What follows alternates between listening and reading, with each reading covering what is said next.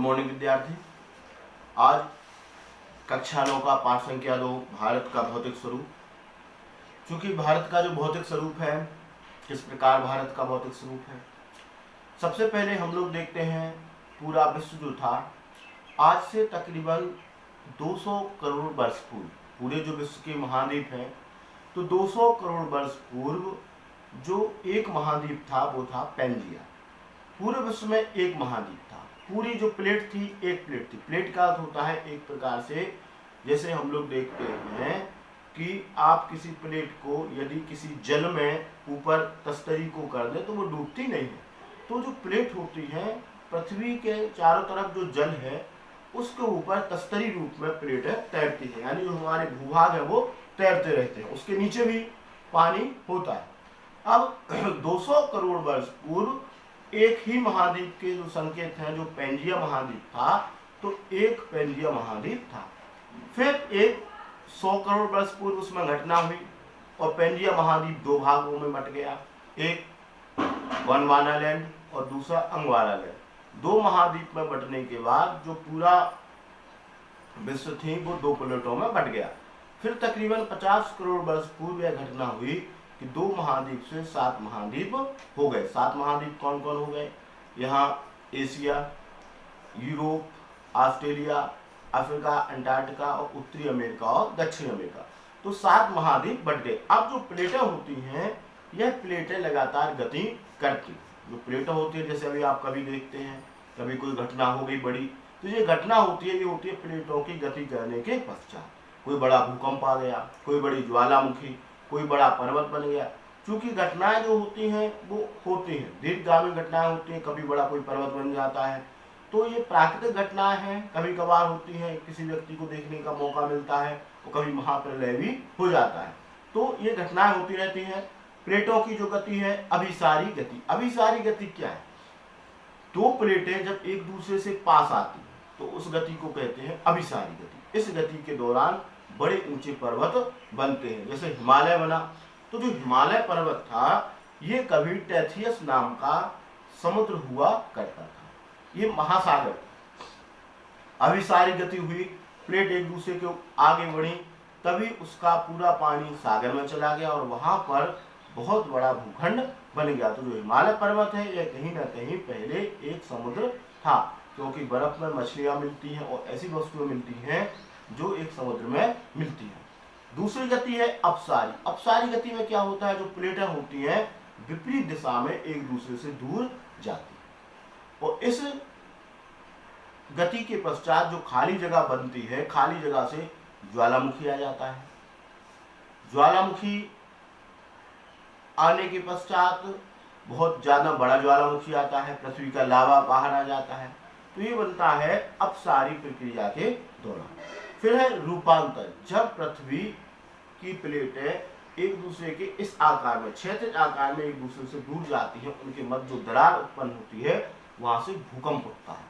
और आप जानते हैं कि ऐसा प्राकृतिक घटनाएं हैं, चाहे ज्वालामुखी हो चाहे भूकंप हो, तो ये प्राकृतिक घटनाएं जो होती हैं यह बहुत ज्यादा प्रभावित लोगों के लिए करती है।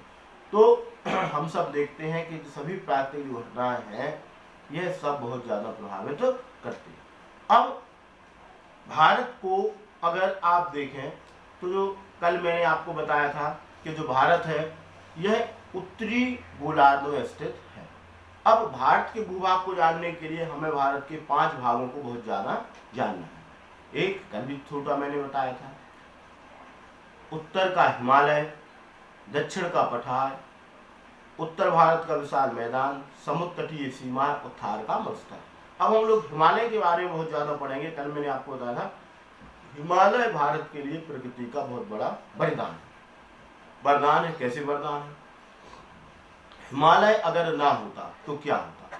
हिमालय अगर ना होता तो भारत एक बहुत बड़ा रेगिस्तान हो जाता, भारत में पानी की समस्या होती, भारत में सतवाहिनी नदियां नहीं बनती, भारत में हिमालय से उत्तर भारत का विशाल मैदान नहीं बनता, विशाल दवाएं, खनिज संपदा। तो जो हिमालय पर्वत है, वन्य जीव, यानी हिमालय पर्वत हमें प्रकृति का सबसे बड़ा वरदान है। हिमालय पर्वत को विस्तृत अध्ययन के लिए हम लोग 3 भागों में बांटते हैं। पहले महान हिमालय, जिसकी ऊंचाई 6000 से ऊंची होती है। महान हिमालय से ही सभी नदियाँ निकलती हैं। महान हिमालय में चारों तरफ बर्फ ही बर्फ पाई जाती है।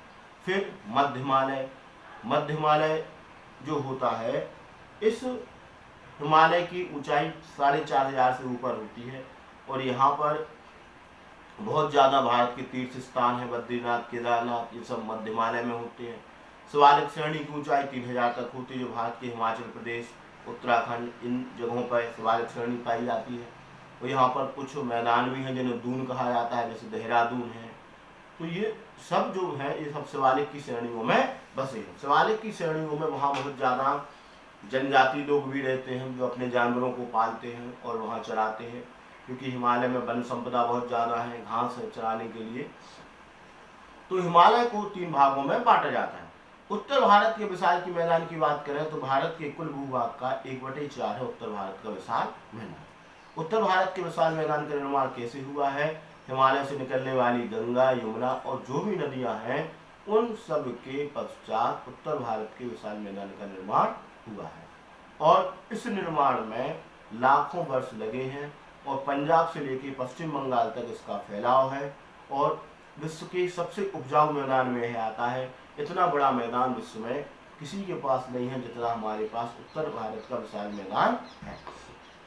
अब उत्तर भारत के विशाल मैदान हमारे लिए वरदान है, क्योंकि भारत की जो जनता है उसके लिए खाद्यान्न उपलब्ध उत्तर भारत का विशाल मैदान कराता है। गेहूं चावल का बहुत बड़ा भंडार इसमें पैदा होता है और पूरे भारत की खाद्यान्न की रीढ़ है उत्तर भारत का विशाल मैदान। अगर यह ना हो तो हमारे देश में भुखमरी की स्थिति हो जाती है और हम सबको बहुत ज़्यादा सामना करना पड़ता है। तो नदियाँ जो हिमालय से निकलती हैं, उत्तर भारत के विशाल मैदान। दक्षिण के पठार जो है भारत का, भारत को कर्क रेखा 2 भागों में बांटती है। नीचे का जो हिस्सा होता है दक्षिण का पठार होता है। यहाँ पर लोहे के विशाल भंडार हैं, कोयले के विशाल भंडार हैं, तांबे के विशाल भंडार हैं और अभ्रक, मीका, यानी कि जो भारत एक धनी देश है किससे, प्राकृतिक संसाधन से, तो ये हमारे लिए दक्षिण का जो पठार है वो उपलब्ध कराता है। और भारत के कई राज्य, मध्य प्रदेश, महाराष्ट्र, कर्नाटक, हैदराबाद, आंध्र, उड़ीसा, झारखंड, छत्तीसगढ़, यह सब उस बेल्ट में आते हैं। वहाँ से हमें बहुत ज़्यादा कीमती खनिज संपदा मिलती है, चाहे लोहा हो, चाहे कोयला हो, चाहे अभ्रक हो, मीका हो। तो वहाँ का अपना ज़्यादा महत्व है।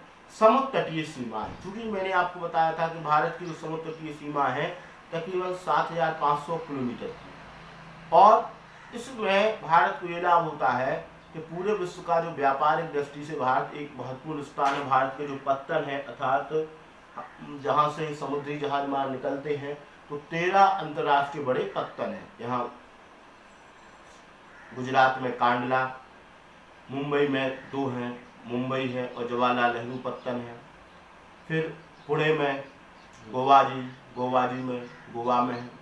फिर वहाँ केरल में कोच्चि है। यहाँ फिर नीचे तमिलनाडु में चेन्नई है, तूतीकोरन है। फिर उड़ीसा में विशाखापट्टनम है, पारादीप है, कोलकाता है पश्चिम बंगाल में। तो ये सब बड़े जो है हमारे पत्तन है, यानी बंदरगाह है। यहाँ आके बहुत ज़्यादा, तो हमें इसका बहुत ज़्यादा लाभ मिलता है। जो हमारी समुद्री सीमा है उसका हमें बहुत ज़्यादा लाभ मिलता है। समुद्री सीमा में बहुत ज़्यादा काजू मसालों की खेती की जाती है और वहाँ की जलवायु सम जलवायु पाई जाती है। सम जलवायु का अर्थ होता है ना वहाँ ठंडक ना बहुत गर्मी। अब बात करते हैं रेगिस्तान की। रेगिस्तान जो है हमारे राजस्थान, गुजरात, कुछ हिस्सा हरियाणा में है और इसे थार का मरुस्थल कहा जाता है। कुछ हिस्सा इसका पाकिस्तान में है। थार का मरुस्थल जहाँ पर चारों तरफ रेत ही रेत है, मरी भूमि है, रेत ही रेत होती है। वहाँ का प्राकृतिक जो है वो अपना अलग है। वहाँ पर ऊँट, जो रेगिस्तान का जहाज हम लोग छोटी कक्षा में पढ़ते थे, क्यों कहा जाता है? क्योंकि ऊँट ही है जो एक दिन पानी पीने के पश्चात 10-15 दिन जीवित रहता है और वहाँ के लोगों के जो आने जाने का साधन है वो ऊँट के जो पैर होते हैं वह रेगिस्तान में धंसते नहीं है, उसके गद्दीदार पैर होते हैं। तो ऊँट वहाँ के लिए उपयुक्त है। वहाँ की जलवायु होती है, वहाँ कैक्टस, नागफनी, ये सब वहाँ वृक्ष होते हैं। ऐसे वृक्ष जिन्हें खजूर है, जिन्हें बहुत कम पानी की आवश्यकता होती है। तो ये भारत का 5 का प्राकृतिक भूभाग होता है। अगर हम लोग भारत के बारे में और अध्ययन करें तो पाएंगे कि भारत जो है विश्व का एक शक्ति संपन्न देश है प्राकृतिक संसाधनों में। लोहा में विश्व में 6वां स्थान है, कोयला में 7वां स्थान है, अभ्रक में हम लोग विश्व में प्रथम स्थान पे हैं। तांबा, जस्ता जितनी भी है लगभग सभी प्रकार की जो खनिज है वो भारत में उपलब्ध हो जाती है। भारत में इसके अलावा नदियाँ महत्वपूर्ण योगदान निभाती हैं। नदियाँ लोगों के लिए, किसानों के लिए उपलब्ध कराती हैं, वो अपनी सिंचाई कर सकते हैं। लोगों को बड़े बड़े बांधों के द्वारा लोगों को पीने की जो पानी की व्यवस्था है वो उपयुक्त हो जाती है नदियों से। इसके अलावा भारत में जो रेगिस्तान है बहुत कम है। कई विश्व के देश हैं जहाँ रेगिस्तान का फैलाव, रूस तकरीबन आधा उसमें रेगिस्तान है, भारत में कम है, तो इसका हमें बहुत ज़्यादा फायदा मिलता है। नमस्कार।